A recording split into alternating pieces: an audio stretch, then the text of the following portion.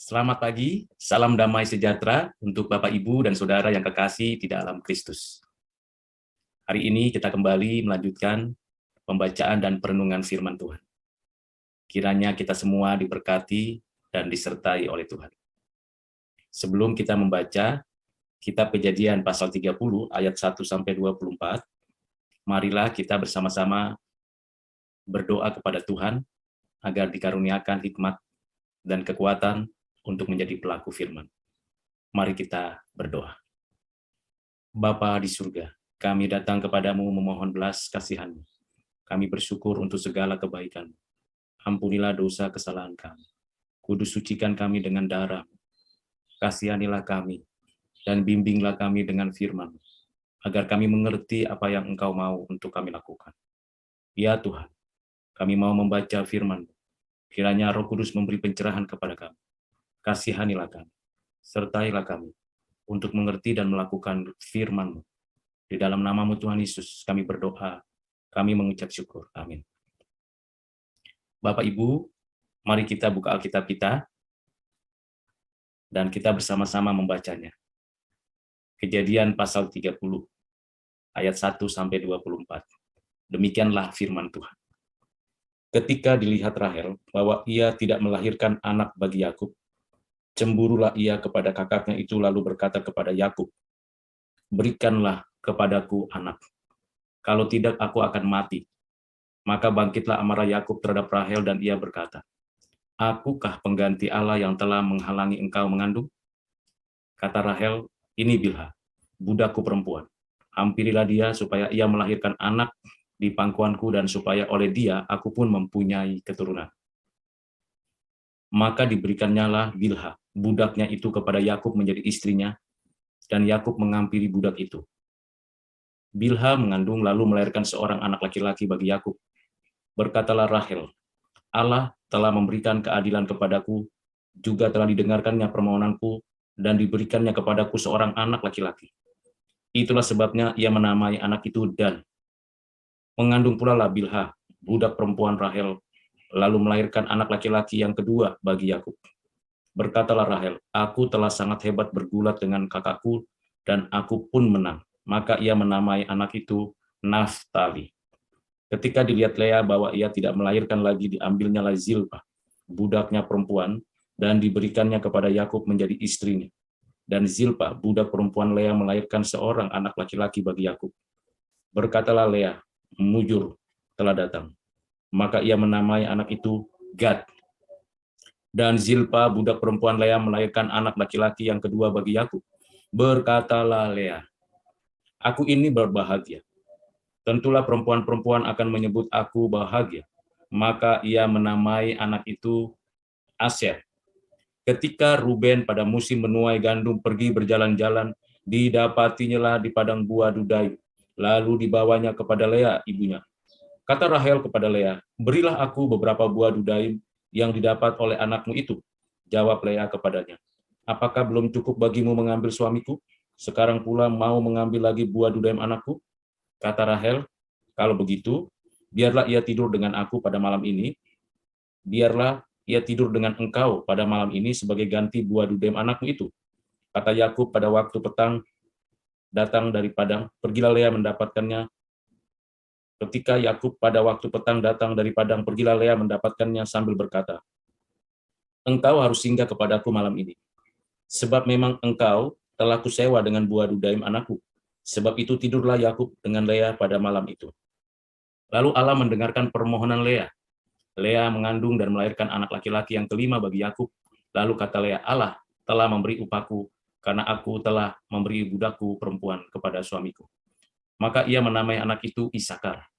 Kemudian Lea mengandung pula dan melahirkan anak laki-laki yang keenam bagi Yakub. Berkatalah Lea, Allah telah memberikan hadiah yang indah kepadaku. Sekali ini suamiku akan tinggal bersama-sama dengan aku, karena aku telah melahirkan 6 orang anak laki-laki baginya. Maka ia menamai anak itu Zebulon. Sesudah itu ia melahirkan seorang anak perempuan dan menamai anak itu Dina. Lalu ingatlah Allah akan Rahel. Allah mendengarkan permohonannya serta membuka kandungannya. Maka mengandunglah Rahel dan melahirkan seorang anak laki-laki. Berkatalah ia, Allah telah menghapuskan aibku. Maka ia menamai anak itu Yusuf, sambil berkata, mudah-mudahan Tuhan menambah seorang anak laki-laki lagi bagiku. Demikian jauh pembacaan firman Tuhan pada hari ini. Yang berbahagia ialah kita yang mendengarkannya, menyimpannya, mempelajarinya, dan melakukan seluruh kehendak Tuhan Allah. Amin. Bapak, Ibu, dan Saudara yang kekasih di dalam Kristus. Ini adalah kisah dari kehadiran dan kelahiran dari anak-anak Yakub. Kita sudah belajar bagaimana Tuhan membuka kandungan Lea. Dan juga dari teks yang kita baru saja baca, bagaimana Tuhan juga lah yang membuka kandungan Rahel. Bahkan Tuhan yang memberikan anak melalui budak-budak dari kedua orang ini. Budak dari Lea dan budak dari Rahel. Jadi keseluruhannya yang dilahirkan oleh Lea itu ada 7, yaitu Ruben, Simeon, Lewi, Yehuda, Isakar, Zebulon, dan anak perempuan Dina. Sedangkan budak dari Lea ini diberikan anak 2, Gad dan Aser. Rahel pada awalnya diberikan anak oleh Tuhan Yusuf, lalu nantinya akan diberikan lagi anak laki-laki bernama Binyamin. Dan budak dari Rahel diberikan oleh Tuhan anak yang bernama Dan dan Naftali.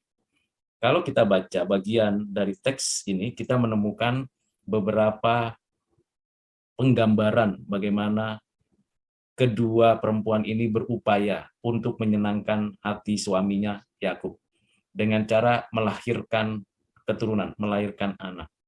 Mereka masing-masing berjuang untuk mendapat cinta dari Yakub. Hati Yakub tetap fokus pada Rahel, tetapi Tuhan membuka banyak berkat justru kepada Lea. Dan memang itu yang menjadi fakta. Apa yang tidak dicintai oleh manusia, justru Tuhan memberikan berkat kepada orang itu, dan justru Tuhan menyatakan kuasanya, kasihnya, dan anugerahnya. Ini pembelajaran yang perlu untuk kita simpan di hati. Kita jangan merasa mundur dan minder ketika kita nampaknya tidak dikasihani oleh manusia, tidak disayang, bahkan dijauhkan. Tetapi kita harus menyadari Tuhan adalah Tuhan yang penuh cinta kasih, yang tidak membiarkan anak-anaknya berjalan sendirian. Kita bersyukur anugerah Tuhan untuk setiap kita yang tidak dikasihani oleh dunia dan manusia, kita mendapatkan kasih sayang Tuhan. Demikian Lea berjuang untuk menyatakan cinta kasihnya kepada suaminya, dan bagaimana ia memperjuangkan apa yang sudah dikaruniakan Tuhan kepadanya. Berbeda dengan Rahel yang berupaya untuk menunjukkan cinta kasihnya kepada Yakub, tetapi dia harus menyadari bahwa memang bukan karena hubungan suami istri, kedekatan itu yang membuka berkat keturunan bagi Rahel. Sehingga begitu marah Yakub ketika Rahel meminta, berilah kepadaku anak. Yakub berkata, apakah aku yang memberikan anak keturunan? Jawabannya tentu Rahel sudah tahu. Tetapi maksud Rahel adalah dengan melahirkan anak melalui budaknya Bilha. Dan Bilha melahirkan anak-anak untuk Rahel, yaitu Dan dan Naftali. Di pihak lain, kita bisa melihat bagaimana Lea yang setia untuk tetap menjaga setiap anak-anak yang dikaruniakan kepadanya. Tetapi kita bisa melihat bagaimana ada momen yang tepat sekali. Rahel sangat suka dengan satu buah yang disebut dengan buah dudaim. Seperti apa buah itu? Bagaimana rasanya? Mungkin di antara kita ada yang belum pernah menikmati. Saya pun belum tahu seperti apa. Tetapi yang pasti Rahel suka buah itu dan menyenangkan dirinya kalau dia mendapatkan itu. Dan pada momen itulah Lea mengajukan sebuah permohonan. Jikalau memang itu yang engkau minta dari anakku Ruben, jadi Ruben sudah cukup dewasa, bisa mendapatkan buah-buah dari hutan atau dari ladang atau dari mana, dan apa yang diperolehnya itu dibagikan kepada Rahel.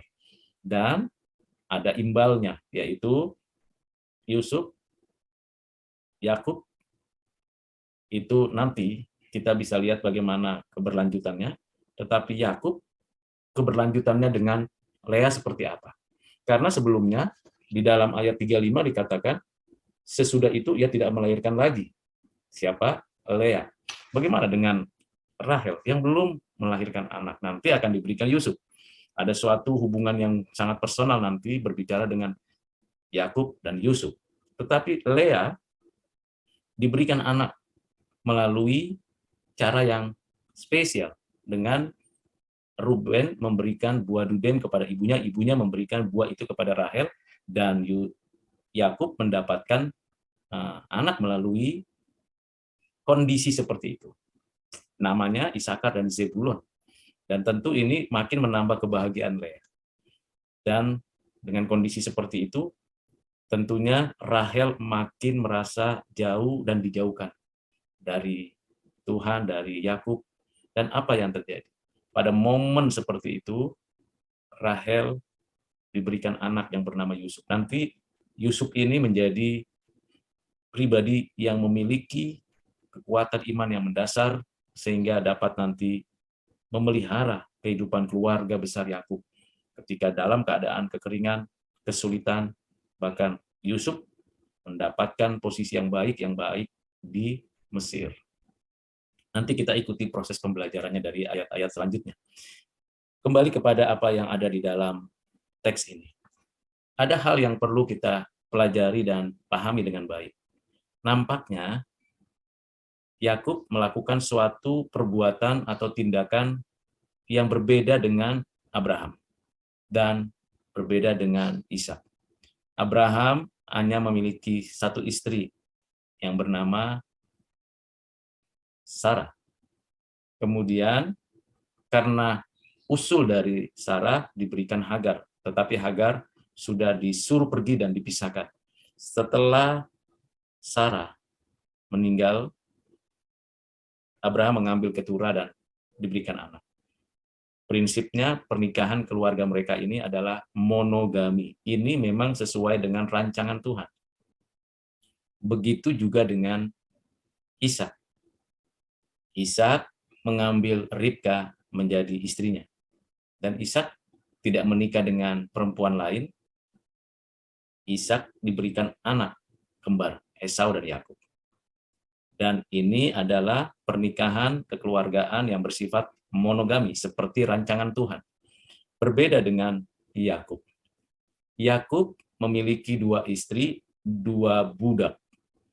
Keempat perempuan ini melahirkan anak-anak bagi Yakub. Sehingga seluruh kelahiran dari anak-anak ini menunjukkan bahwa Yakub diberkati dengan keturunan yang begitu limpah dan banyak. Kalau Abraham, anak perjanjiannya Ishak, anak kembarnya Esau dan Yakub diberkati menjadi anak yang meneruskan anak perjanjian. Kemudian Yakub mempunyai 13 anak. Di antara 13 itu ada satu perempuan yang bernama Dina. Apa yang kita lihat? Kalau rancangan Tuhan dalam pernikahan, dalam perkawinan adalah monogami. Itu rancangan Tuhan. Tuhan tidak menciptakan Hawa yang begitu banyak, 2, 3, atau 4 untuk Adam. Tuhan menciptakan satu Hawa untuk Adam, melahirkan anak-anak Adam, dan itu berlanjut. Konsep, konstruksi, rancangan Tuhan dalam pernikahan, perkawinan, dan keluarga sejak mulanya. Tetapi kita bisa melihat bahwa dalam keluarga Yakub terjadi suatu pemahaman yang berbeda. Ada pernikahan, perkawinan keluarga yang bersifat poligami. Suaminya satu, istrinya lebih dari satu. Ini adalah konstruksi budaya. Ini bukan konstruksi dari rancangan Tuhan. Konstruksi budaya menghasilkan suatu pernikahan poligami.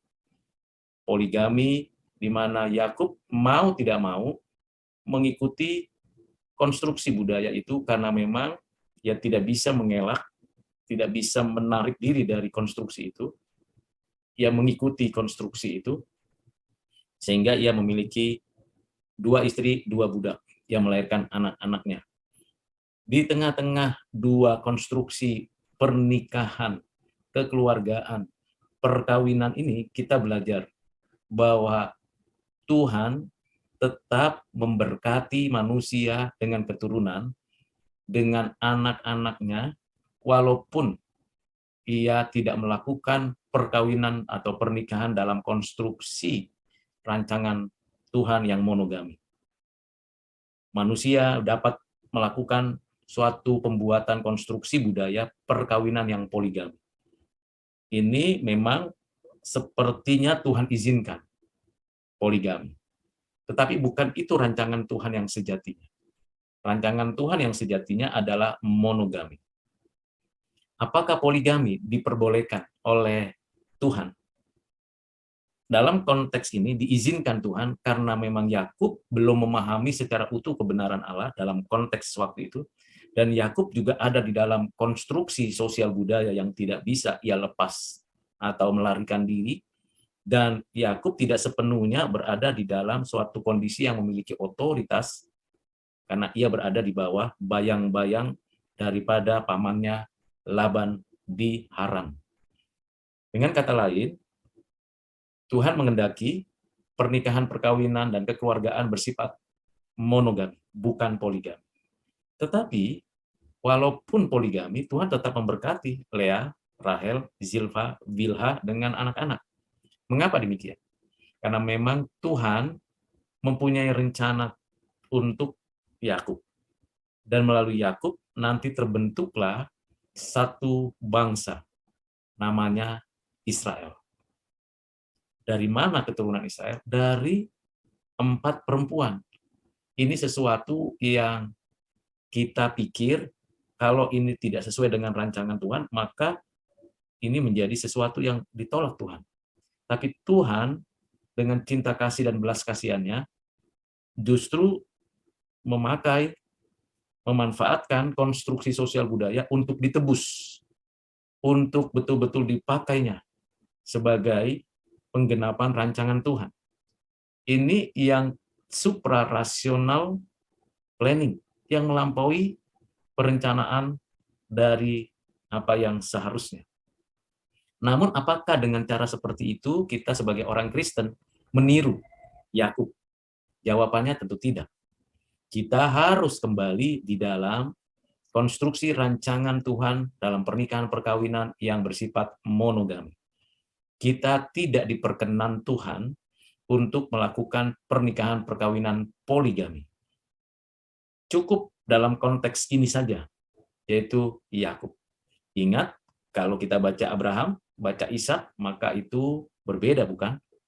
Dan kalau kita nanti baca ayat-ayat selanjutnya, kisah selanjutnya, maka kita juga bisa lihat perbedaan demi perbedaan. Makin jelas, makin nyata, kalau ada otoritas, ada kekuatan, dan ada kebebasan kita memilih pilihan kita berdasarkan pada rancangan Tuhan, yaitu pernikahan perkawinan monogami. Ini penting untuk kita tekankan. Dan Tuhan akan buka cara jalan yang baik untuk setiap orang-orang yang mengambil keputusan pernikahan monogami akan mendapatkan keturunan yang limpah. Kita akan banyak belajar dari kisah-kisah selanjutnya. Hal yang perlu untuk kita pelajari lagi adalah bagaimana problematika di dalam perkawinan yang bersifat poligami. Kita baca teks, kita mengetahui adanya suatu tanggung jawab Yakub untuk memperhatikan keempat perempuan itu dengan adil, dengan sebaik-baiknya. Apalagi kecukupan sosial ekonomi, kebutuhan primernya, kebutuhan sekundernya mesti dicukupkan oleh Yakub. Karena memang Yakub masih berada di bawah bayang-bayang daripada Laban. Jadi masih terpelihara semuanya. Tetapi juga kalau kita masuk ke dalam hubungan antara Lea dan Rahel, Lea dan Zilpa, Rahel dan Bilha, kita menemukan adanya suatu hubungan yang tidak harmonis. Ada persaingan, ada suatu pergulatan antar Lea dan Rahel di hadapan Yakub. Ada suatu ketertundukan Zilpa dan Bilha terhadap Lea dan terhadap Rahel. Kepemilikan, bagaimana Zilpa punya anak tapi itu kepemilikannya Lea. Bagaimana Bilha punya anak itu kepemilikannya Rahel. Dan dalam konstruksi pernikahan poligami yang bersifat budaya ini, tentunya ini masih dalam konteks satu ayah, satu ibu. Dan dalam satu tatanan keluarga besar Laban. Bagaimana kalau berbeda keluarga, berbeda orang tua. Jauh lebih rumit dan lebih kompleks lagi. Dan tatanan konstruksi budaya pernikahan poligami memang bukan yang terbaik. Bukan yang dalam rancangan Tuhan. Kalau ada yang melakukan itu di masa lalu atau masa kini, entah siapapun yang mengambil satu tindakan mengikuti konstruksi budaya, melakukan pernikahan poligami, karena butuh anak, karena butuh kekuatan tenaga supaya bisa mengelola, atau karena motif hawa nafsu belaka, maka sesungguhnya Bapak, Ibu, dan Saudara harus pahami pernikahan poligami bukan rancangan Tuhan Allah. Nah, yang menjadi persoalan bagaimana kalau ada orang yang meniru Yakub. Kalau mau meniru, tirulah keutuhannya. Misalnya, karena konstruksi budaya seperti itu. Adakah orang tua yang bersedia menyerahkan 2 anak putrinya untuk dinikahkan oleh satu pria? Dan budak-budaknya atau pekerja-pekerja perempuan yang di bawah pimpinan atau kendali daripada putri-putrinya itu juga mau diserahkan kepada suaminya. Nah, kalau kita mau tiru, tirulah model seperti itu. Itu jauh lebih konkret, tetapi tidak dalam rancangan Tuhan tentu.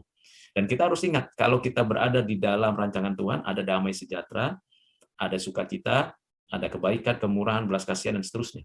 Tetapi kalau di dalam rancangan konstruksi budaya, apalagi konstruksi budaya yang sudah tercemar dosa, sudah campur aduk dengan berbagai motif yang tidak berkaitan dengan kebenaran, dan segala hal yang jahat sudah bukan rancangan Tuhan, motifnya salah, cara penanganannya keliru, maka jelas sekali poligami ditolak oleh Tuhan.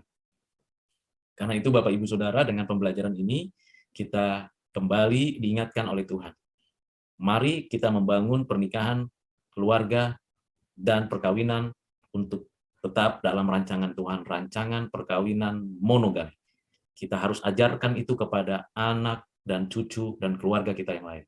Dan kita harus tekankan itu. Pernikahan, perkawinan, monogami memberikan dampak untuk kehidupan yang sesuai dengan rancangan Tuhan. Kiranya pembelajaran hari ini menolong, memberikan berkat bagi Bapak, Ibu, dan Saudara dimanapun berada. Mari kita berdoa. Bapak, terima kasih untuk ayat-ayat yang kami baca. Terima kasih untuk firman Tuhan yang kami dengarkan. Terima kasih untuk pengajaran-Mu. Ajar kami tetap dalam rancangan-Mu, bukan konstruksi budaya kami. Ajar kami untuk menaati-Mu, bukan menaati keinginan daging kami. Berkati setiap keluarga yang diberikan keturunan atau yang belum diberikan keturunan. Berilah damai sejahtera-Mu, berilah sukacita-Mu. Terima kasih Bapa, dalam nama Tuhan Yesus kami berdoa bersyukur. Amin.